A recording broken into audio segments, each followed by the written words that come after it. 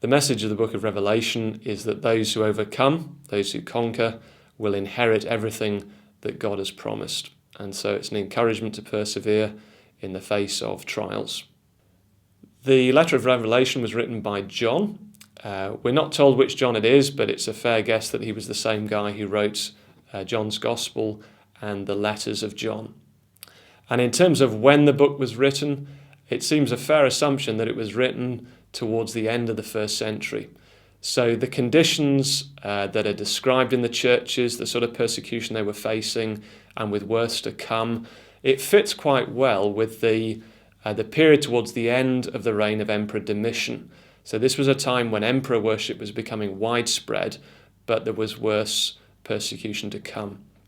The main themes of the book are firstly the pressures that the churches and we as individual Christians will face. And in particular, there are two that are highlighted. So there is persecution, opposition, and there is also false teaching. And those are the pressures that you see in chapters 2 and 3 that the seven churches to whom the book was written were facing. And they're the same pressures that we face today. And the second big message of the book, the second big theme, is that God is in control and history is heading towards the future that he has planned. And there's this glorious vision of where everything is heading for God's people.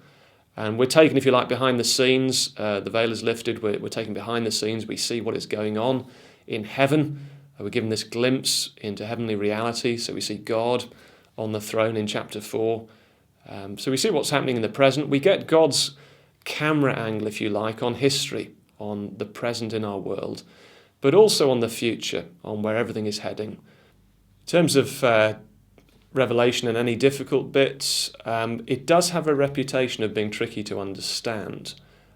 So it's not the easiest book in the Bible to read. There are some parts which are quite difficult, and in particular I think people have struggled to work out how does what we read in Revelation map onto history and time. So is it all about the end of time? Is it about the time between the two comings of Christ, the church age, which is my own view on it? And so, for example, when you read, there's a series of 7 seals and 7 trumpets and 7 bowls. I think if you get the timing wrong on those, it can lead to all sorts of problems. And I think the key is to see that those series of 7s are different camera angles on the same period of time, which is essentially history as we know it, the time between the first coming of Christ and his return. So that's one area of difficulty with the book of Revelation. It is quite tricky to understand. The other area is that it feels very alien to us. It feels quite weird. So it's what's known as apocalyptic writing, which is not something we're maybe familiar with. And it's very symbolic. There are visions of beasts and dragons and so on. And so it can feel quite weird. And it uses symbolism. Numbers in Revelation tend to be symbolic.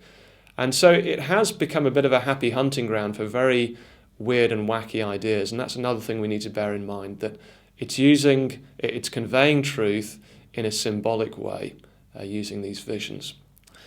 And another area to mention is controversy, that there are some bits of Revelation that Christians disagree about and have taken quite firm positions on.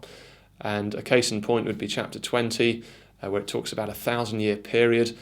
And it's what's come to be known as the millennium. And Christians disagree as to their view of the millennium, what it's representing.